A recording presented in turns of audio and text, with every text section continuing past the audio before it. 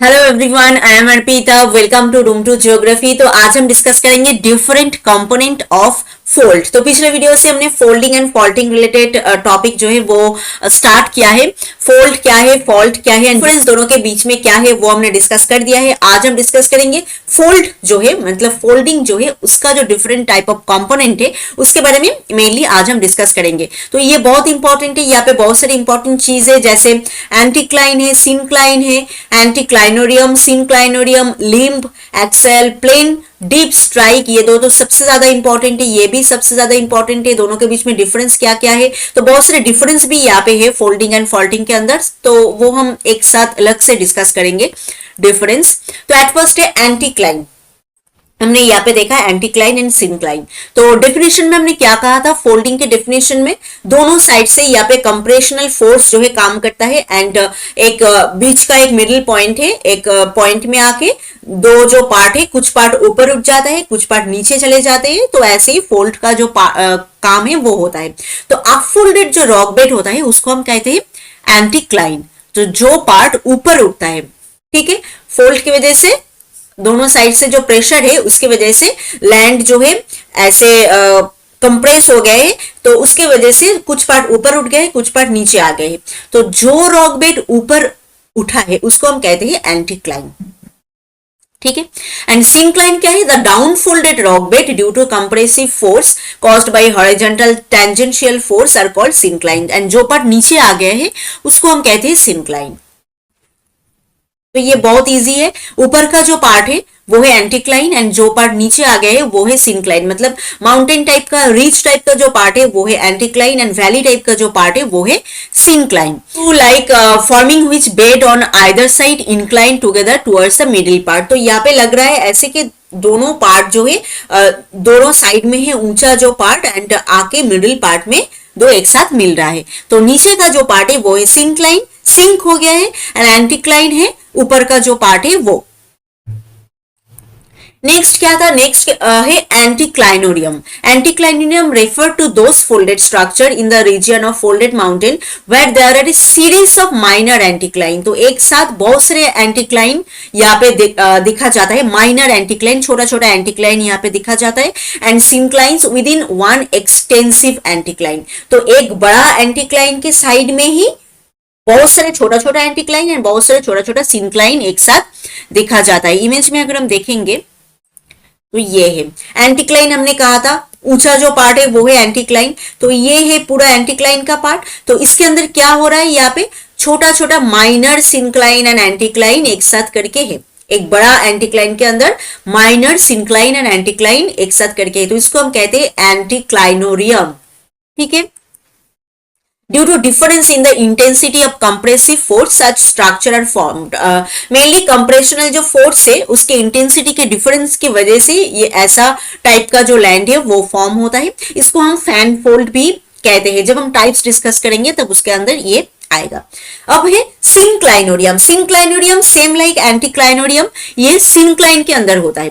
Represent such as folded structure which include an extensive syncline having numerous minor anticline and syncline. तो एक सिनक्लाइन के अंदर बहुत सारे छोटा छोटा एंटीक्लाइन एंड सिनक्लाइन है। एंटीक्लाइनोरियम के अंदर क्या हुआ था, एक एंटीक्लाइन के अंदर बहुत सारे माइनर सिनक्लाइन एंड एंटीक्लाइन हुआ था, एंड सिनक्लाइनोरियम में एक सिनक्लाइन के अंदर बहुत सारे माइनर एंटीक्लाइन एंड सिनक्लाइन है। जैसे यहाँ पे सिनक्लाइन मतलब नीचे का जो पार्ट है ऐसे वैली वाला पार्ट, तो यहाँ पे बहुत सारे माइनर एंटीक्लाइन एंड सिनक्लाइन हुआ है। तो ये भी सेम रीजन के वजह से ही होता है। इंटेंसिटी ऑफ जो प्रेशर है यहाँ पे, जो फोर्स यहाँ पे काम कर रहा है उसका इंटेंसिटी के डिफरेंस की वजह से ही इस टाइप का लैंड यहाँ पे फॉर्म होता है। तो अब तक हमने चार कंपोनेंट के बारे में डिस्कस किया। एक है एंटीक्लाइन, सिनक्लाइन, एंटीक्लाइनोरियम एंड सिनक्लाइनोरियम। तो एंटीक्लाइन है ऊंचा पार्ट, सिनक्लाइन है नीचा पार्ट। तो सिनक्लाइन के अंदर जब छोटा छोटा बहुत सारे एंटीक्लाइन एंड सिनक्लाइन होगा तो वो होगा सिनक्लाइनोरियम, एंड एंटीक्लाइन के अंदर जब बहुत सारे छोटा छोटा सिनक्लाइन एंड एंटीक्लाइन होगा तो वो होगा एंटीक्लाइनोरियम। तो आई थिंक ये क्लियर हो गया है। नेक्स्ट कंपोनेंट जो है वो है limb. Two side of fold are called limb of the fold. कोई एक फोल्ड जो हो रहा है, फोल्डेड जो स्ट्रक्चर है उसका जो दोनों साइड है उसको हम कहते हैं लिम्ब ऑफ द फोल्ड। ये है लिम्ब। दोनों साइड जो है, इधर एक साइड है, इधर और एक साइड है, ऐसे करके, तो दो जो साइड है उसको हम कहते हैं लिम्ब। नेक्स्ट क्या है, नेक्स्ट है axial plane, the plane which bisect the angle between two limb of the anticline is called the axis of fold or axial plane। तो ये क्या है, angle between two limb of the anticline, ठीक है। Anticline जो है इसका जो टू लिम्ब है, दोनों साइड का जो लिम्ब है उसके बीच का जो एंगल है, ये जो एरिया है, ये जो एंगल है इसको हम कहते हैं एक्सियल प्लेन। मतलब जहां से ये उठ रहा है ऐसे करके हुआ है फोल्डिंग यहाँ पे, तो यहाँ से ये जो उठ रहा ऊपर का जो पार्ट है सिंक्लाइन से एंटीक्लाइन की तरफ जा रहा है, ऐसा जो पार्ट है, तो ये जो प्लेन एरिया है इसको हम कहते हैं एक्सियल प्लेन, ठीक है। Angle between two limb of the anticline. On the basis of anticline and syncline, these axial planes are called as axis of anticline or axis of syncline। इसको हम axis of anticline and axis of syncline भी कह सकते हैं, ठीक है। यहाँ से ये एंटीक्लाइन है तो ये है एंटीक्लाइन का एक्सिस, ठीक है। तो ये है सिंक्लाइन है तो ये सिंक्लाइन का भी एक्सिस है, तो एक्सियल प्लेन है ये एरिया। नेक्स्ट क्या है, नेक्स्ट है डीप। तो डीप एंड स्ट्राइक यहाँ पे बहुत ज्यादा इंपॉर्टेंट है। The inclination of rock bed with respect to horizontal plane is termed as dip. तो हॉरिजॉन्टल जो नॉर्मल प्लेन एरिया है, रॉक बेड उसके ऊपर जैसा है, उसका जो प्लेन एरिया के साथ, हॉरिजॉन्टल प्लेन एरिया के साथ रॉक बेड का जो इंक्लाइनेशन है, कैसे वो खड़ा है वहां पे, वो है mainly deep.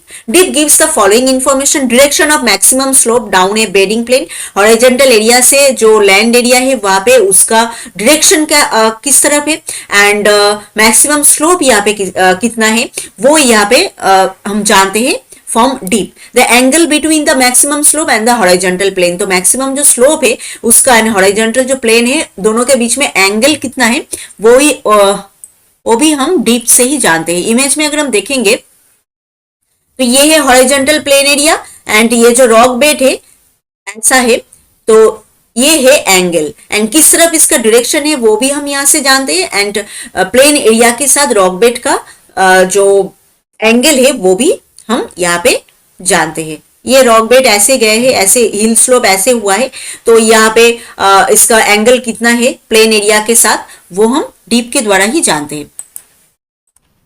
The direction of deep is measured by its true bearing in relation to east or west or north। तो ईस्ट वेस्ट नॉर्थ जैसे हम देखते हैं वैसे ही ट्रू बियरिंग के द्वारा ही यहाँ पे डीप का डायरेक्शन कैसा है वो हम जानते हैं। एंड एंगल कैसे मेजर करते हैं, बाय एन इंस्ट्रूमेंट कॉल्ड क्लाइनोमीटर, इसके द्वारा हम एंगल मेजर करते हैं। तो फॉर एन एग्जांपल, कोई भी अगर रॉक बेड ऐसा होता है जिसका एंगल है 60 डिग्री एंड हॉरिजॉन्टल प्लेन के साथ उसका एंगल है 60 डिग्री, ये है horizontal plane and rock bed ऐसे करके है, इसका एंगल है 60 डिग्री एंड ये नॉर्थ के तरफ है, ठीक है, स्लोप ये है नॉर्थ के तरफ। तो यहाँ पे जो एक्सप्रेशन आएगा हम जो यहाँ से जान पाएंगे वो क्या है, 60 डिग्री नॉर्थ, ये जो स्लोप है इसका इंक्लाइनेशन।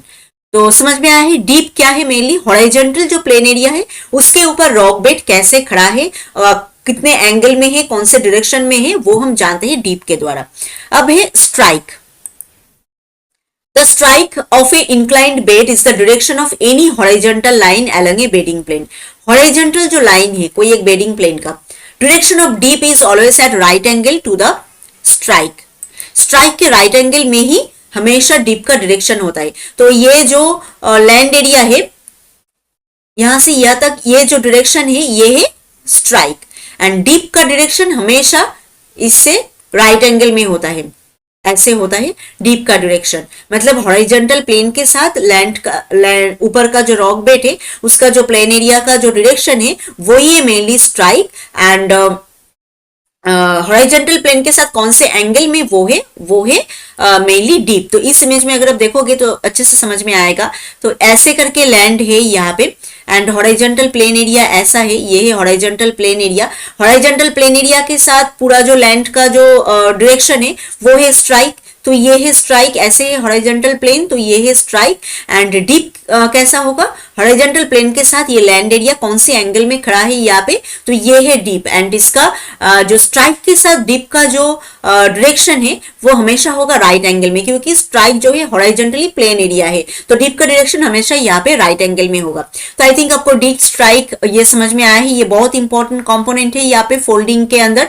तो कौन कौन से कंपोनेंट के बारे में आज मेनली हमने डिस्कस किया, एक है एंटीक्लाइन, जो फोल्डेड एरिया का जो ऊपर का पार्ट है वो है एंटीक्लाइन, एंड जो वैली एरिया का पार्ट है वो है सिनक्लाइन। एंटीक्लाइन के अंदर जब बहुत सारे माइनर एंटीक्लाइन एंड सिनक्लाइन होता है तो उसको हम कहते हैं एंटीक्लाइनोडियम।